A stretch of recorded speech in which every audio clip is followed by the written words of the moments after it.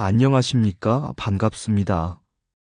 오늘 우리는 결국은 우리 몸이 법신이다라는 말씀 앞에 잠시 멈춰 서보려 합니다. 부처님께서는 멀리 계신 분이 아니라 지금 이 숨쉬는 몸과 깨어있는 마음 속에서 깨달음의 길을 열어 보이신 분이었습니다. 몸을 괴롭혀서도 안 되고 몸에 집착해서도 안 되는 이유는 이 몸이 바로 수행의 자리이자 지혜와 자비가 피어나는 법신이기 때문입니다.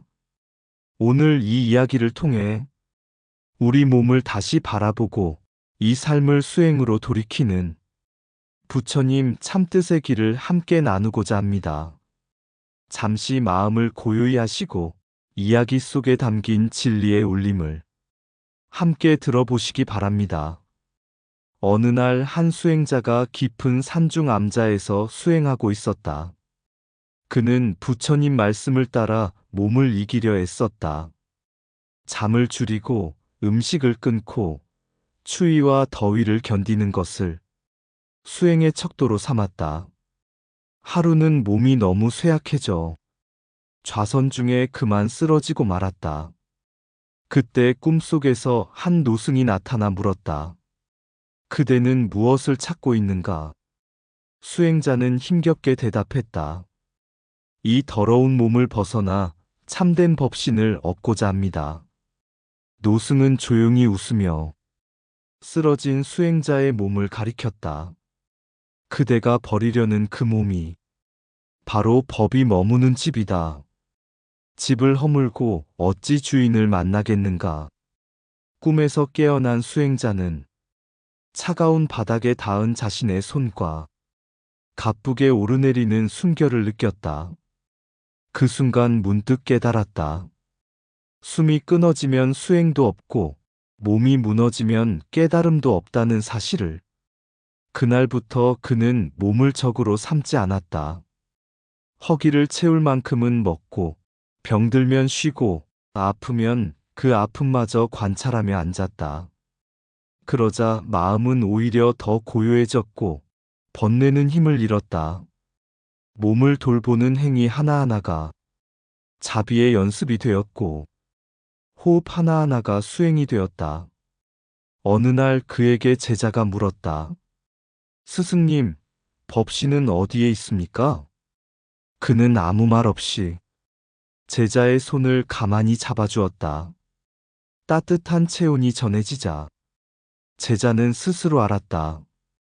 부처님께서 말씀하신 중도란 몸을 억누르지도 몸에 빠지지도 않는 길이며 법신이란 어딘가에 따로 있는 것이 아니라 지금 이 몸을 바르게 쓰는 자리에서 드러난다는 것을.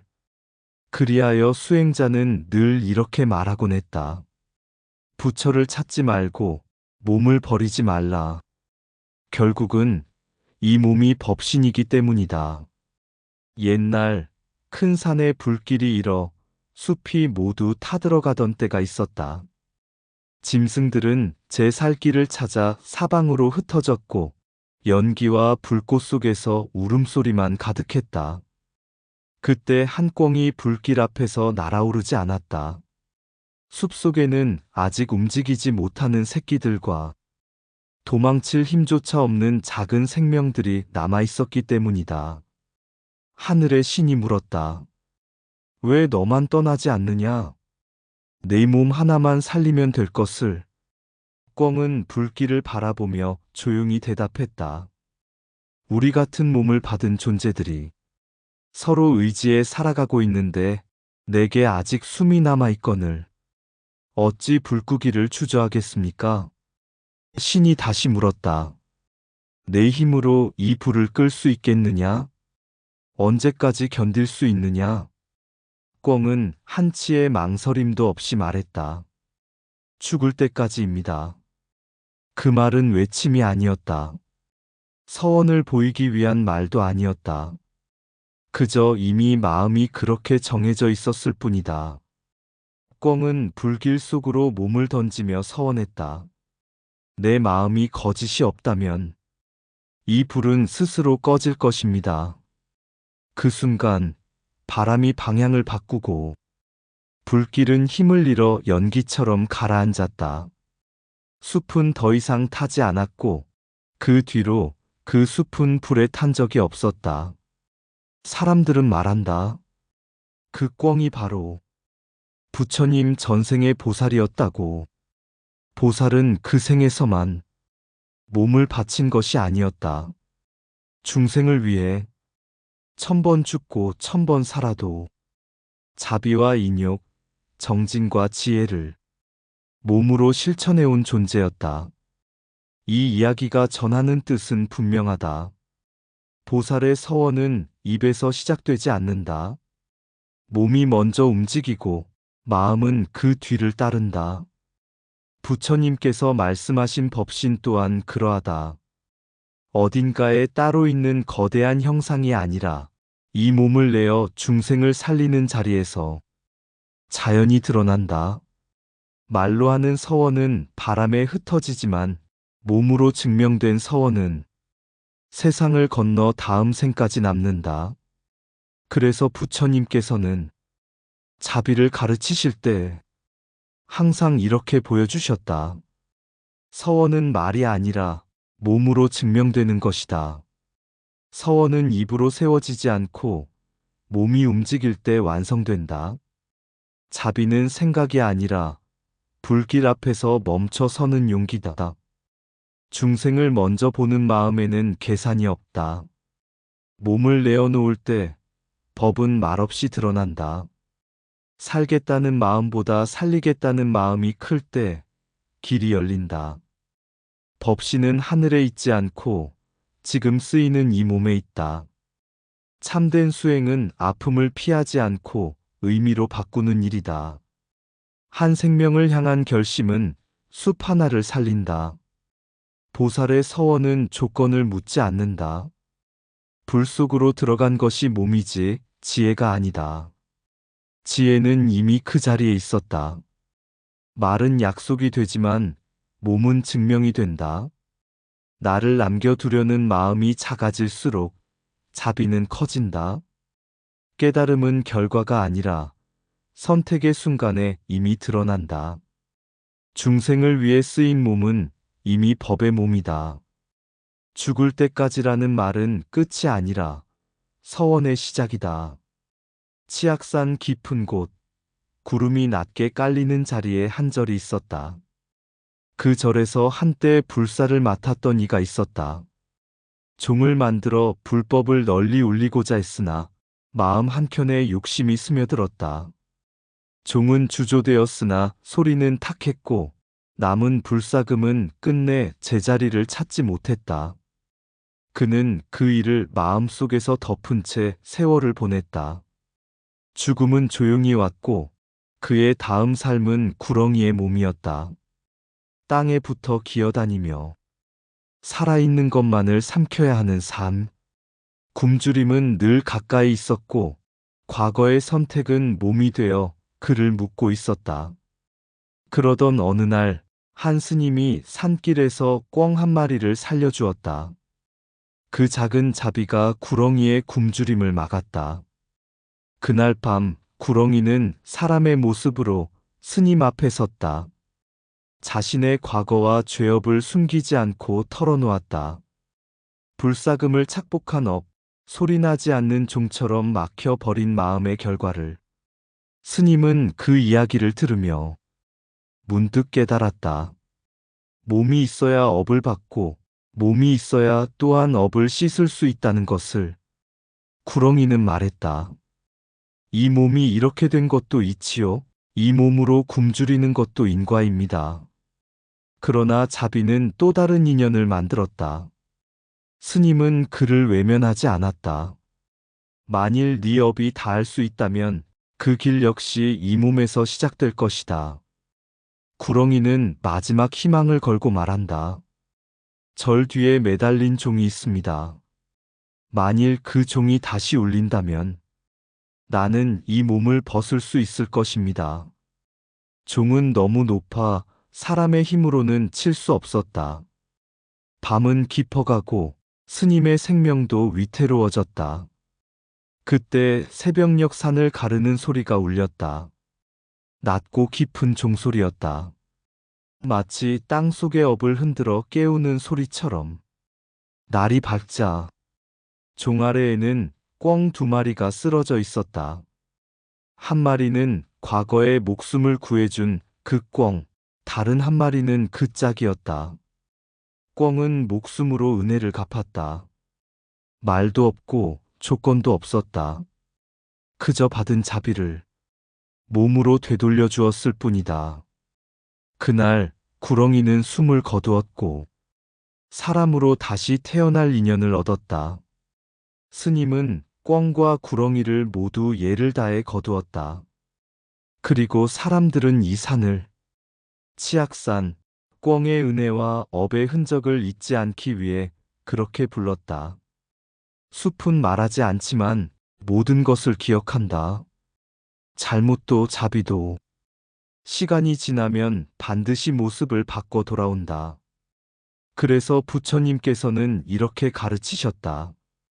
업은 반드시 돌아오고 자비는 반드시 울린다. 종소리처럼 멀리 퍼져 끝내 사라지지 않는다.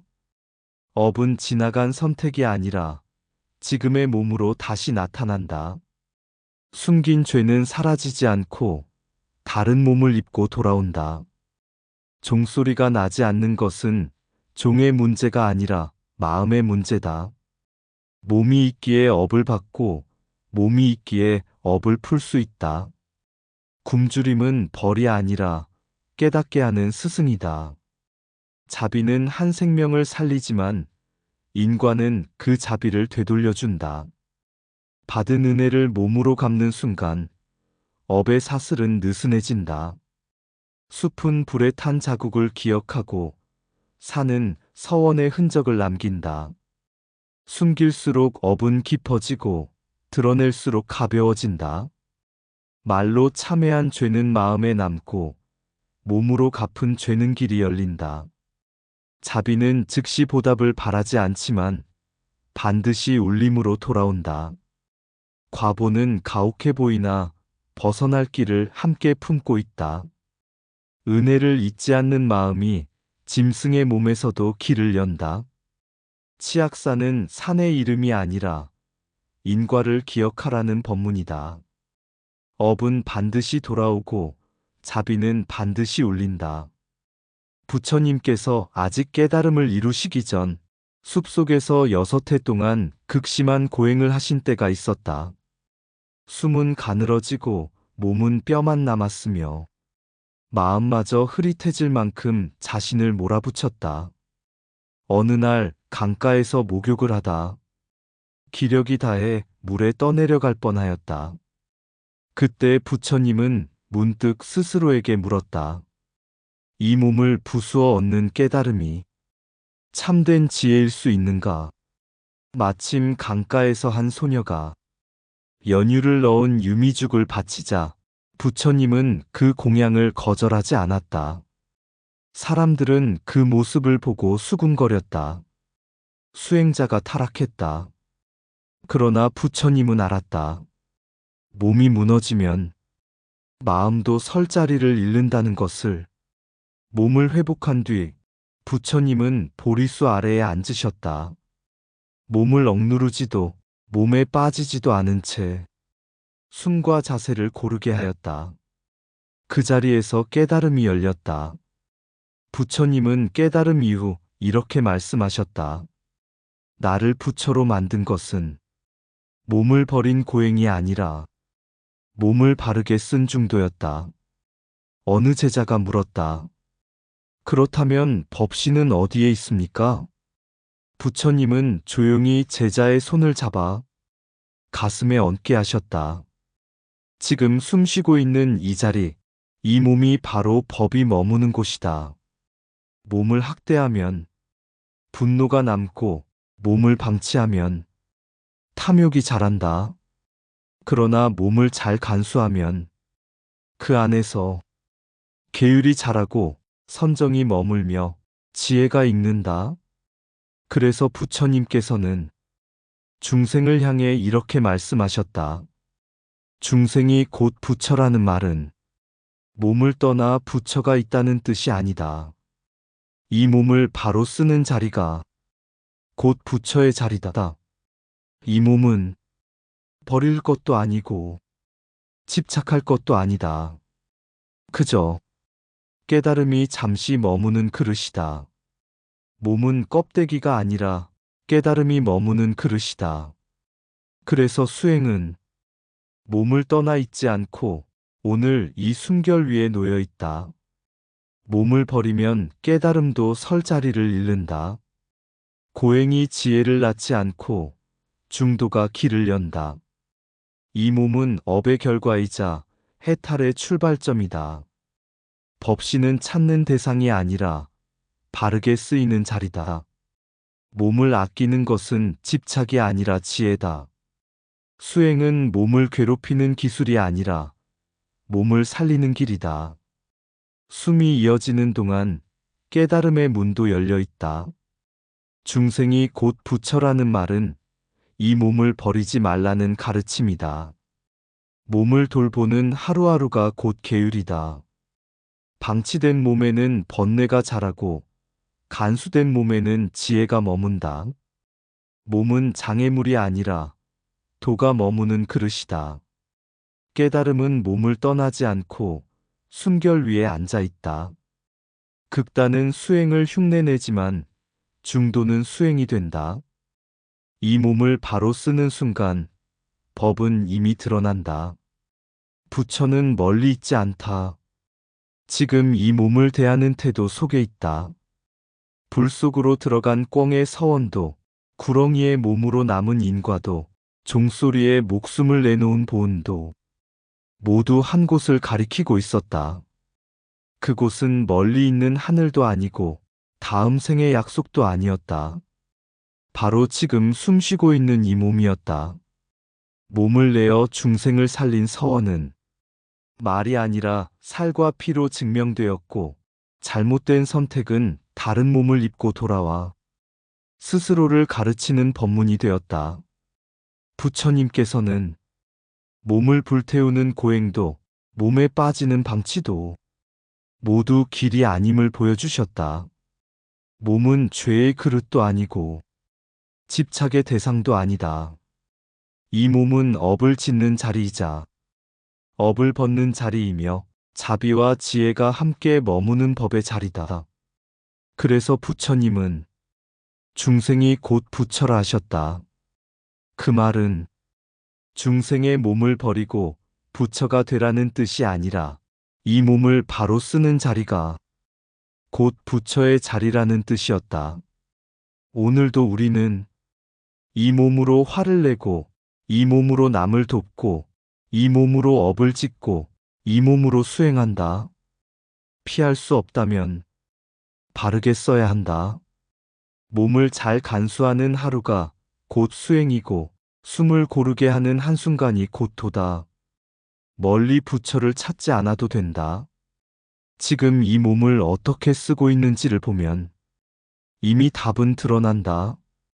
결국은 우리 몸이 법신이다. 이 깨달음이 오늘의 삶 속에서 조용히 살아 움직이기를 바란다. 결국은 우리 몸이 법신이다. 불길 앞에 멈춰선 작은 몸 하나, 말보다 먼저 숨이 앞으로 나아갔다. 서원은 입술에 있지 않고 뼈와 살 사이에 있었다. 숲이 기억한 것은 불이 아니라 몸으로 남긴 마음이었다. 구렁이로 기어야 했던 삶도 종소리로 풀려난 밤도 모두 한 몸이 지나간 선택을 품고 있었을 뿐 업은 몸을 바꾸어 돌아오고 자비는 몸을 내어 울린다. 부처는 몸을 불태우지 않았고 몸을 버리지도 않았다. 강가에서 받은 한 그릇의 온기, 그것이 길이 되었다. 중생이라 불린 이 몸이 부처라 불릴 수 있는 까닭은 숨이 아직 여기에 있기 때문이다. 버릴 것도 집착할 것도 없이 이 몸은 잠시 법이 머무는 그릇, 오늘의 걸음, 오늘의 숨, 오늘의 손길이 이미 수행이다. 멀리 찾지 말라. 지금 이 몸을 조용히 쓰는 자리에서 결국은 우리 몸이 법신이다. 이상 붓다의 복과 지혜였습니다. 오늘도 복지 구족한 날 되세요. 구독과 좋아요는 붓다의 복과 지혜를 밝히는 큰 자비의 등불이 됩니다.